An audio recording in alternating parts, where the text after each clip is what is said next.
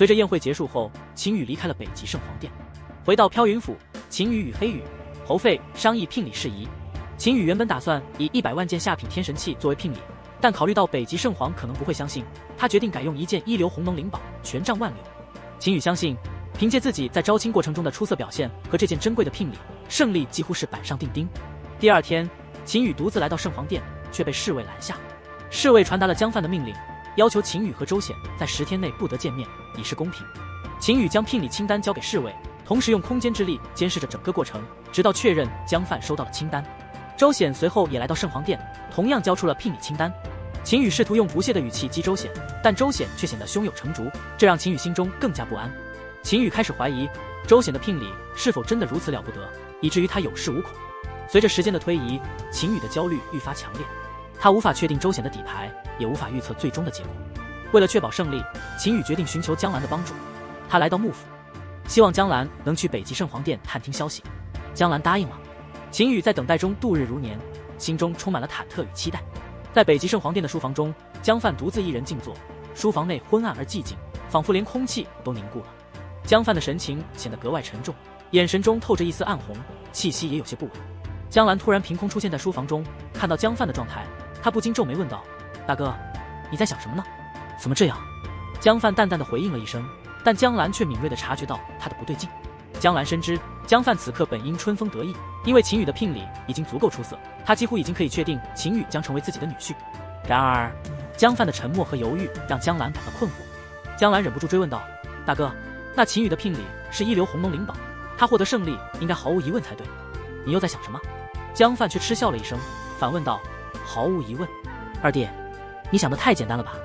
江兰心中一惊，难道周显的聘礼比一流红龙灵宝还珍贵？江范沉默不语。江兰急切地追问，但江范却冷喝一声，让他不要多问。江兰心中满是疑惑和愤怒，他不明白江范为何如此犹豫。江兰试图说服江范，指出秦羽是新的将神，如果让他赢，不仅可以得到一流红龙灵宝，还能让北极飘雪城的地位提升。然而，江范却让他不要烦他，让他好好思考。江兰无奈之下，只能离开书房。他回到幕府，将情况告诉了秦羽。秦羽得知江范的犹豫后，心中也充满了不安。江兰分析道，江范此刻还在徘徊，说明他还没有决定。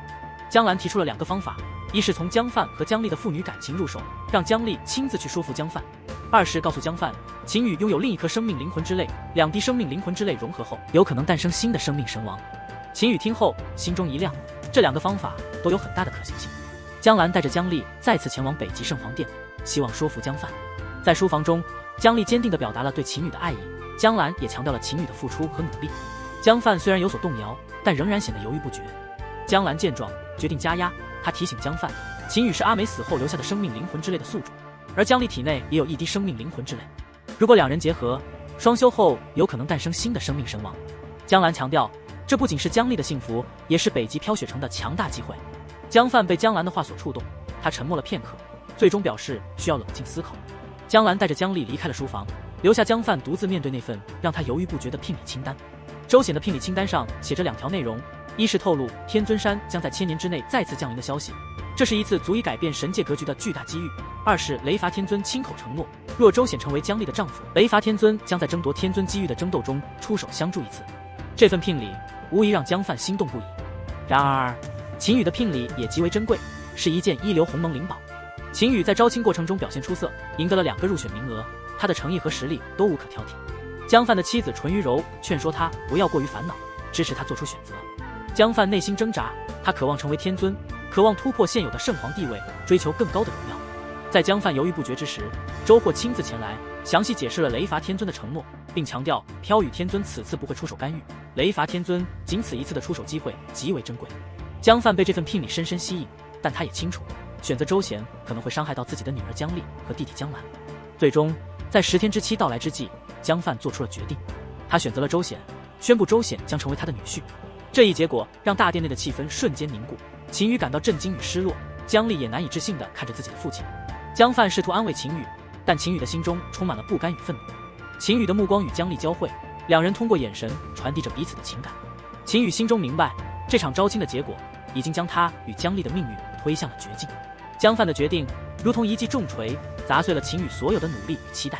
这一刻，秦羽的内心充满了绝望。秦羽轻声说道：“丽儿，没有任何人能够拆散我，绝对没有。秦羽，你要干什么？江范怒喝一声，他已然感觉到气氛不对。哈哈，干什么？你问我干什么？哈哈，你说我要干什么？秦羽声音在整个大殿回响，脸上的笑容是那么的冷，眼中更是带着一丝疯狂。众位神王饶有兴趣地看着眼前这一幕。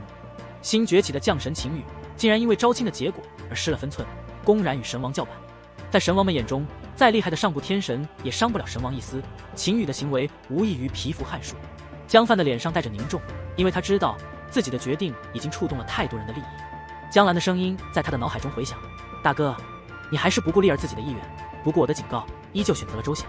江范虽然表面上冷视着秦羽，但内心却十分清楚，秦羽的愤怒并非无理。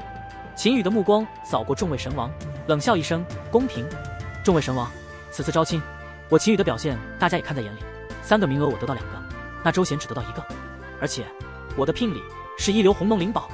我倒是想知道，在这种情况下，你还选周显，有何公平可言？秦羽的质问让众位神王也开始议论纷纷。周霍站了出来，试图解释：诸位，大家可否记得，当初江范兄说了，聘礼只要能够让他惊喜、激动，遇事让他喜欢，那便越好。我周家给江家的聘礼，对江范兄而言，的确要比那一流鸿蒙灵宝珍贵。江范也点头附和，表示自己的选择是公平的。然而，秦羽并不买账，他一步步走上大殿，直面江范：我怎么看不出公平在哪里？江范，北极圣皇陛下，你倒是说说，那聘礼是什么？秦羽的挑衅让周霍愤怒不已，但江兰却出声阻止了他，表示自己也对这次招亲的公平性表示怀疑。秦羽的目光落在江丽身上，轻声说道：丽儿，对不起。江丽摇了摇头，他明白秦羽的无奈。秦羽微微一笑：我们走吧。话音刚落，江丽便凭空消失了。秦羽使用的是新宇宙空间之力，这是神王们无法察觉的力量。周显见状，愤怒的大喝：秦羽，把我妻子还回来！秦羽冷笑一声，转身面对周显。与此同时，江范和周霍同时出手，试图阻止秦羽。然而秦羽的反应极快，他轻松地迈出一步，分身而出，一个青袍秦羽面对2大神王，而本尊则杀向周显。江兰及时出现，挡住了江范的攻击，而青袍秦羽则与周霍正面交手。2大神王的攻击极为恐怖，圣皇殿的空间都开始崩溃。然而秦羽的分身凭借一流鸿蒙灵宝的硬度，硬生生挡住了周霍的攻击，并被放逐到空间夹缝中。与此同时，秦羽本尊与周显展开了激烈的战斗。秦羽凭借残血神枪的强大力量，轻易地击败了周显。周霍见状，愤怒地取出镇族灵宝，准备与秦羽决一死战。然而秦羽并不畏惧，他冷笑一声，直接瞬移离开了大殿。整个大殿一片混乱，神王们的目光都聚焦在秦羽身上。秦羽的行为已经表明了他的决心，他不会放弃江丽，也不会屈服于任何人的威胁。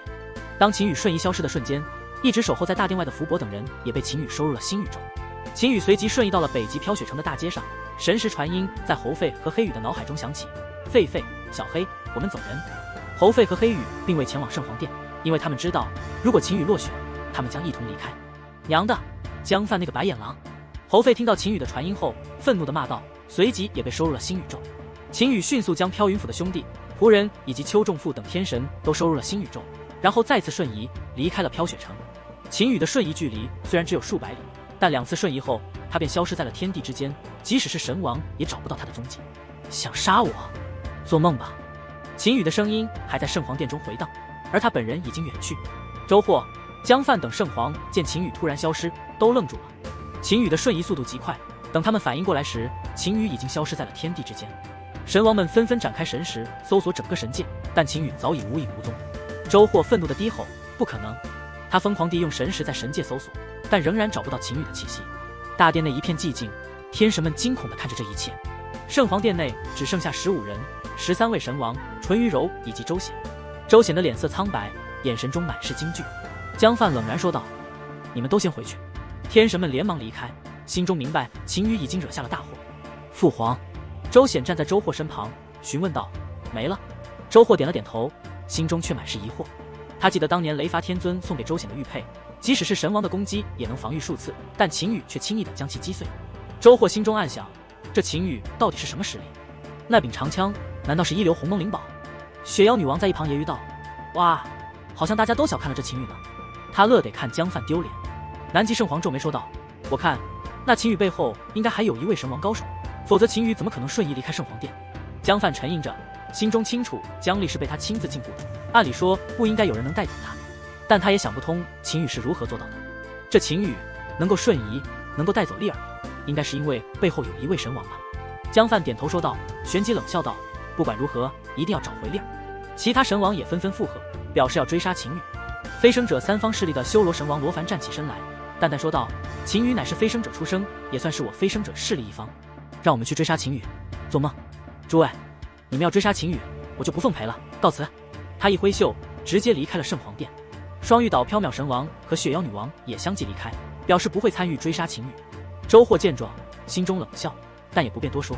他转向其他神王，问道，诸位，你们看呢？可否共同追杀那秦羽？姜范也表示支持，其他几位圣皇也纷纷点头。最终，6大圣皇同意了追杀秦羽的提议。东极圣皇黄甫玉和东南圣皇普台虽然没有明确表示支持，但也承诺不会帮助秦羽。姜兰在幕府中叹息一声，突然听到秦羽的声音，兰叔，不要反抗。姜兰心中一喜，随即被秦羽收入了新宇宙。秦羽带着姜兰和其他人消失在了神界之中。